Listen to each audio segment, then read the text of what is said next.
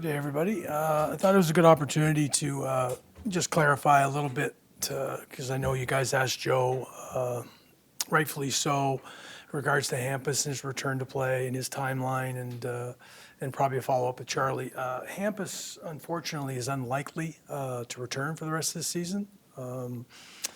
As everybody knows, he had a significant knee injury. He fractured his patella, had surgery. There was no real definitive timeline. I think we were pretty open about that, and really didn't want to peg a timeline on it because of the complexity of the injury. He's going to have a follow-up next week to remove a little bit of the hardware because it created some irritation as he was going through the rehab. Again, the healing process has gone long and gone well. He'll have no setbacks moving forward. That being said, it's going to take a little more time for him to heal naturally, and we just don't want to put a timeline on when he'll be back to 100%. So I think it's more constructive to allow him to not continue to push the way he had been pushing, and to let it heal a little more naturally. As far as Charlie, very happy to report that Charlie's doing better out of the hospital, as you saw, in his attendance to the Four Nations, and doing better at home with Kylie and Reese. And again, no timeline as regards to his surgery and his shoulder, but again, doing much better. And we're very grateful and appreciative to Dr. Asmussen and medical staff that took care of Charlie. Is there a possibility of surgery on the shoulder from the original injury? No, a follow-up surgery, it's unlikely, but I'll let, Surgery on Pete, the yeah, infection, yeah. but the original injury. No, I don't think so at this time, but again, we'll let the healing, take place and allow the infection stuff to make sure it's gone, and it'll be reevaluated. It's unlikely the nature of that injury, but again, I'll let Dr. Asmussen and Charlie determine course of action and the timeline necessary for him to fully heal. John, was the organization happy with the care that Charlie got after the injury in Montreal? Again, the care that Charlie received here is what's most important from a standpoint of where his health is at now, and that's all that really matters. Dr. Asmussen's team, as I stated, did a great job. I feel like it was preventable. Yeah, again, I'm not going to talk and get into any more details in terms of Charlie. I gave you the update in terms of how Charlie's doing, and that's what we're grateful for. Yeah, missing both of those defensemen, does that change your strategy, your game plan, how you view the trade deadline? What's gonna happen? Well, I think historically we've been pretty aggressive. When our team's been in a position, I think we'll take a much more cautious approach as we approach the deadline. That being said, if there are opportunities to improve our team now and certainly moving forward, whether that's positional shifts or other teams are trying to identify that we may have a strength at, we will look at all opportunities to improve our team now, but more importantly, even moving forward. Meaning trading away players Yeah. and trading in players potentially? Yeah, I mean, it's just stuff that happens during this period of time, and it may plant a seed for the draft and beyond. But there'll be a lot of conversations with people asking, what possible moves we can make. We're just going to take a little more cautious approach in terms of as being aggressive as we have been in the past. Brad has said that he'd like to be a Bruin for life. Do you want that? That's always been my ultimate goal. We've been in negotiations with Brad and communicating with him throughout the year. We'll have to have a conversation now that Four Nations is over, and sit down with Brad and his representatives and have a clearer path in the next 2 weeks as to what his final outcome will be. John, just to be clear, so Charlie gets hurt against Finland, plays against Canada, so who made the final decision? Again, we're beyond all that. If Charlie wants to make comments, when he does come back and return to play in terms of anything else, we gave it a specific timeline, gave the health of the player as it relates now, and I think that's all that needs to be said. And we're grateful for the care that he got and how he's feeling now. John, Charlie Jacobs kind of famously said at one of the end of the year things a few years ago, said, talking about sellers, I think that would be an awfully difficult sell to, in this market to our fan base. Is that something, selling, that in the short term is a hard thing to do based on that as an organizational philosophy, or has that comment maybe been overturned? I guess I'd ask you to be more specific in terms with regards to selling. Selling completely off, selling rebuild, what would be your specific question, I guess I would ask.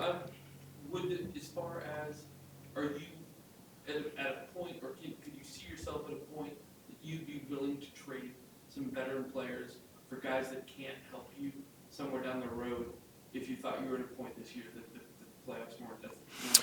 Well, I think I was pretty clear in that we're going to look at all opportunities, whether it's to improve our club now or with an eye towards moving forward. Our veteran players have proven they're good players.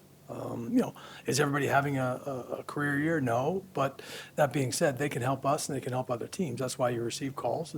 And unfortunately, as part of the job, you have to make calls at this point in time of the year, and a lot of them. So that's just what's going to happen over the next couple weeks. That's why I was clear in my intention to be somewhat cautious, but to explore what may present now for us as well as moving forward. Do you need answers on pending free agents before the deadline, or to at least have an idea that there's a clear path towards a contract? Which free agents are you referring to? UFAs, RFAs, what Both, but all the above? Yeah. We've been in discussions. I think I have a pretty clear idea as to where most of those players sit. We have a timeline for some that's different than others as it relates to UFA and RFA, and we'll address those. As I just mentioned, we'll address the Brad one. So everybody's a little bit in the same boat at this point in time that it's unlikely that we'll move forward with things other than maybe Brad's, but you never know because obviously it takes one phone call and things change around. What did you make of the fan reaction so far this season during games, the bullying that handles? What do you think of that? As it relates to our team performance, I mean, in a small sample last night, we did not play well in the first period. The fans are, it's what you love about the Boston fans, and perfectly honest with you, the same people will be cheering that, when Geeky scored to tie the game late. They wear their heart in their sleeves. They support the heck out of our club, and that's what we're very, very, grateful for. It's a results-oriented business, and you have to know that coming year, and you have to love it and appreciate it and understand it because that's just what the blue-collar fan base in Boston is going to require of you as a player. Your thoughts on the Four Nations tournament and just, do you ever foresee it maybe the injury part being a sticking point, just having something like that? The injuries are generally, unfortunate and going to happen. The high stakes that you quickly realize, the pace of play. It was a terrific event. The players were so invested from the very onset. It was an incredible opportunity personally to be amongst those players, to be amongst the staff that I had a chance to work with, the coaches that I had a chance to work with. And the NHL did a terrific job, and the fans supported the hell out of it, across really everywhere. In watching hockey, it elevated the attention of watching hockey for a lot of different reasons, but most importantly because the quality of play was at such an elite level. If you look at this current roster, Doug, where are the shortcomings? Where, if you had your wish, okay, this is where I want to. Yeah, I'm going to have to unpack a lot of where we fell short in the context of our depth as it relates to Charlie and Hampus going down. We didn't get off to the same start that we would have liked and preferred and what we have in the past. When Joe took over, did a very good job in the early going. We had things going in the right direction. We took a turn late January, but more importantly, early February, we just started to play more porously than we should as a group. We were chasing offense a little bit. Defensively, we started to give up some things. You can't do that. And as the games get tighter and you realize, even in the Four Nations, you realize the scoring chances are minimal and players are playing, behind and above. And we just didn't do a good enough job collectively as a group. So we started to spring some leaks in that, and that usually shows up in your depth. And that's probably where the shortcomings sit right now.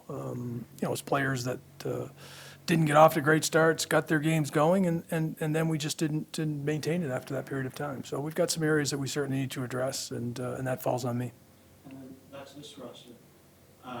Is it keeping you up at night in terms of the future, in terms of there's a lot of picks that you were seeding over the years, and perhaps that's manifested now.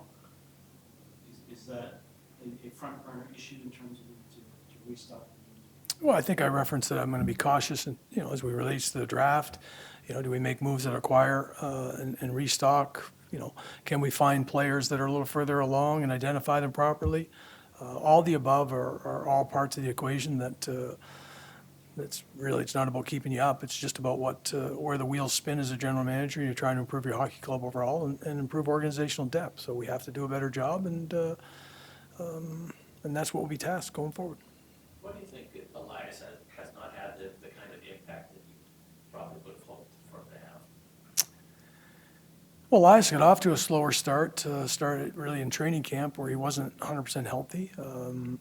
Didn't find the continuity with a couple different line mates, but has settled in and done a good job overall of being a bit more of a matchup. It frees up Pavel and David to be a little bit more offensively tilted in zone starts and such. So it's going to show up in your production. It shows up in everybody's when you're in the matchup role and you're getting more defensive zone started. And again, even playing Matty Poitras in that sense, you've got to toggle in terms of where the players are going to play, and Elias has done a good job there. Penalty killing wise is as advertised. Our power play overall hasn't been very effective. It's not just on one man, so ultimately it's on the 5-man units to continue to improve. And he's taken ownership. To his credit, he's taken ownership that he hasn't had the overall year that he'd like to. I think he's had an uptick, in terms of how his play has been, and we expect more.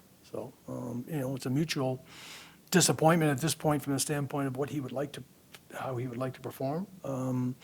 But he's not going to stop trying, improving, and acclimating to our roster and getting better. And he's owned that, and it's good on him. No Brad or David on the SS1? Well, Brad's been given a little more time off coming off the Four Nations, and David's playing a lot of hockey. You take advantage of 2 days every once in a while to spell players and allow him to be at his best. He'll be back on the ice tomorrow. With Hampus now unlikely to return, does that having that salary cap relief change your philosophy at all concerning the trade deadline? Again, I don't think we're going to be overly aggressive. That being said, if a player, moving forward with us presents, from a cap perspective this year and next year, then, we're going to look at that. Injuries have already taken its toll in terms of being an LTI for a period of time. We float in and out at this time, but, you just have to wait. I mean, obviously Charlie's out as well, so you have to have the bodies and the flexibility, but, we're not going to be overly aggressive in terms of giving up, as Fluto referenced, draft picks to acquire people in that nature. But, I can't sit here today and say that I won't do something that will improve our club now and moving forward. Don, do you anticipate giving Fabian Lysell and or Georgi Merkulov more of a look down the stretch in the NHL? Yeah, if they're playing well, they're going through a good playoff positioning stretch down there. Both those two players are contributing nightly basis and working through. They've both played up here. If their game merits it, they're going to get a good opportunity to play. Yeah. Are you getting a lot of calls now about your players, or teams looking at you as a likely trade partner already? Well, I think, human nature generally pick up the phone when people are jockeying. Calls, outgoing, income are pretty consistent this time of the year throughout the league. I think everybody's indicated necessarily where they are at. But that's the nature of the job. So, it'll continue, the volume will continue to pick up. Tom, when you look at your squad in the standings and your upcoming decisions, has the fact that nobody has really taken hold of it, has that made it harder, easier for you in that wild card race? It feels like most of the teams in that spot are either winning or losing kind of on the same night. Well, it's pretty hard to shut off the competitive nature in me, to be perfectly honest with you, and I think our guys in the same way, battling back last night to get one, hopefully, try and get 2 points. You're only a point or two out. They've got a couple games in hand and a couple guys.